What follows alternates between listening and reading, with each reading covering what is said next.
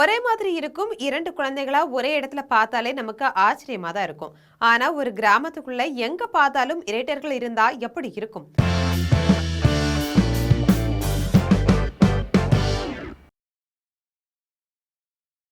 கேரளாவினுடைய மலப்புரம் மாவட்டத்தில் இருக்கக்கூடிய ஒரு சின்ன கிராமம் தான் கொடுக்கி சொல்லக்கூடிய கிராமம். இந்த கிராமத்துல ஒரே மாதிரியான குழந்தைகள் பள்ளிக்கு செல்வதை பார்க்க முடியும். சில நேரங்கள்ல ஒருவருடைய வாக்கியத்தை மற்றொருவர் முடிக்கிறதையும் நம்மளால பார்க்க முடியும். ஏன்னா இங்க இரட்டையர்கள் இருக்கிறது ஆச்சரியம் கிடையாது, அது அன்றாட வாழ்க்கையினுடைய ஒரு பகுதி தான்.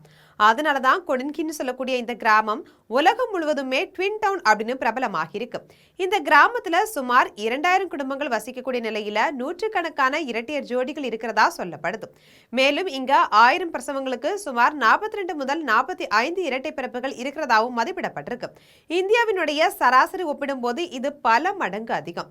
இந்தியாவிலிருந்தும் வெளிநாடுகளில் இருந்தும் வந்த ஆராய்ச்சியாளர்கள் பல ஆண்டுகளா கொடுங்கி கிராமத்தை ஆய்வு செய்துட்டு வராங்க. அந்த ஊரினுடைய தண்ணீரோ காற்றோ உணவு பழக்கமா சுற்றுச்சூழலா அல்லது மரபணுக்களா அப்படின்ற பல கோணங்கள்ல ஆராய்ச்சியும் நடந்துட்டு இருக்கு. ஆனா இதுதான் காரணம் அப்படின்னு உறுதியா இது வரைக்கும் கண்டுபிடிக்கல. அதுவே இந்த கிராமத்தை இன்னும் சுவாரஸ்யமாக்குது. உலகினுடைய சில பகுதிகளில் குறிப்பிட்ட உணவு பழக்கங்கள் அல்லது உள்ளூர் உணவு பழக்கங்கள் இரட்டை பிறப்புகளுடன் தொடர்புடையதா கருதப்பட்டாலும் கொடுங்கியில அப்படி ஒரு தெளிவான காரணம் இது வரைக்கும் கண்டுபிடிக்கல. அதுலயும் ஆச்சரியம் என்ன அப்படின்னா, இந்த இரட்டை பிறப்பு அப்படின்றது சமீபத்துல தொடங்கின விஷயம் கிடையாது. பல தலைமுறைகளா தொடர்ந்து நடந்து வந்துட்டு இருக்கு. ஒவ்வொரு ஆண்டுமே புதிய இரட்டையர்கள் பிறக்கிறாங்க. அதாவது இந்த கிராமத்துல ஏதோ ஒரு கண்ணுக்கு தெரியாத இயற்கை ரகசியம் தொடர்ந்து செயல்பட்டு வருவது போல இருக்கு. ஆனா கொடுங்கியோட கதை வெறும் அறிவியல் மட்டும் கிடையாது. அதாவது இந்த கிராமத்துல ஏதோ ஒரு கண்ணுக்கு தெரியாத இயற்கை ரகசியம் தொடர்ந்து செயல்பட்டு வருவது போலதான் இருக்கு. ஆனா கொடுங்கியோட கதை வெறும் அறிவியல் மர்மம் மட்டும் கிடையாது. இரட்டை குழந்தைகளை வளர்க்கக்கூடிய குடும்பங்கள் ஒன்றோடொன்று பழக்க தொடங்கியிருக்காங்க. ஒரே மாதிரியான குழந்தைகளை அடையாளம் காண்பது, ஒரே மாதிரியான ஆடைகளால் ஏற்படக்கூடிய குழப்பங்கள், பள்ளியில நடக்கக்கூடிய சின்ன சின்ன குறும்புகள், இரட்டையர்களுக்கிடையேயான அந்த தனித்துவமான பாசம், இது எல்லாமே சேர்ந்துதான் அந்த கிராமத்துக்கே ஒரு தனி அடையாளத்தை உருவாக்கியிருக்கு. அதன் தொடர்ச்சியா தான் டாக்கா அப்படின்னு சொல்லக்கூடிய ட்வின் அண்ட் கின் அசோசியேஷன் அப்படின்ற அமைப்பும் உருவாக்கப்பட்டிருக்கு.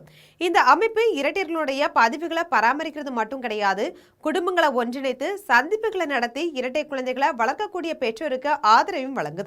சில நிகழ்ச்சிகள்ல நூற்றுக்கணக்கான இரட்டையர்கள் ஒரே இடத்துல கூடுவாங்களாம். பலர் ஒரே மாதிரி உடை அணிந்து வருவாங்களாம். ஒரே மாதிரியான முகங்கள், ஒரே மாதிரியான சிரிப்புகள், அந்த இடமே ஒரு பெரிய ட்வின் ஃபெஸ்டிவல் மாதிரி மாறிடும். பெற்றோர்கள் தங்களுடைய அனுபவங்களை பகிர்ந்து கொள்வாங்களாம். குழந்தைகள் புதிய நண்பர்களையும் உருவாக்கிக்குவாங்க. ஆராய்ச்சியாளர்களுக்கும் இரட்டையர்களை பற்றிய ஆய்வு செய்ய இது ஒரு வாய்ப்பாவே அமையும். முக்கியமா நாங்க வித்தியாசமானவங்க அப்படின்னு சொல்லாம இதுதான் எங்களுடைய தனித்துவம் அப்படின்ட்டு கொடுங்கி மக்கள் அதை கொண்டாட தொடங்கியிருக்காங்க. பல உள்ளூர் வாசிகள் இரட்டையர்களை ஒரு ஆசீர்வாதமாவே பாக்குறாங்க. விஞ்ஞானம் ஒரு பதில தேடிட்டு இருக்கு, உள்ளூர் நம்பிக்கைகள் வேற வேற கதைகளை சொல்லிட்டு இருக்காங்க. ஆனா கொடுங்கி மக்கள் மட்டும் அந்த மர்மத்துடன் அழகா வாழ கற்றுக்கொண்டுட்டு இருக்காங்க. இரட்டையர்கள் ஏன் இங்க இவ்வளவு அதிகமா பிறக்கிறாங்க, அதற்கான முழுமையான அறிவியல் பதில் இன்னுமே கிடைக்கல. ஆனா அந்த மர்மத்தை எப்படி ஒரு சமூகத்தினுடைய பெருமையா மாற்றுவது அப்படின்றத கொடுங்கி ஏற்கனவே உலகத்துக்கு கற்றுக் கொடுத்திருக்கு.